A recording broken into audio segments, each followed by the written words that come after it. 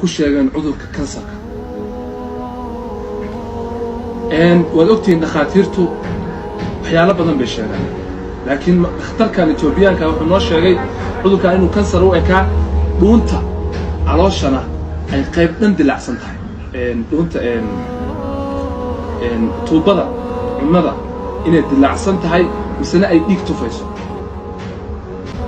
mitrada waa kuwa dadkii yaqaana qofkii tagi kara cusbitaalka magaciisa wakaas halka ku qoran waa tagi kartaan qof kasta oo baahan cadeyntiisa soo ogaan kara waalidka dhalayna waa u sheegay hooyo waa la hadlay si naxariisna waa ula hadlay wax kasta waa ku iri afkeeda waxay iga tiri gabadheeda anaa guriga ka cayri maxaad ku daba dhigay ilaahow hadda been sheegay caafimaadka aan maanta ku hadlay allah iga qaadana been sheegay gabadheeda anaa guriga ka cayri bay tiri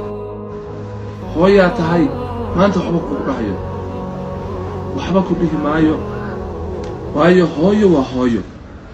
laakiin Soomaaliya waxa idin sheegaya gabadha yarta hatta caawin lahaydeen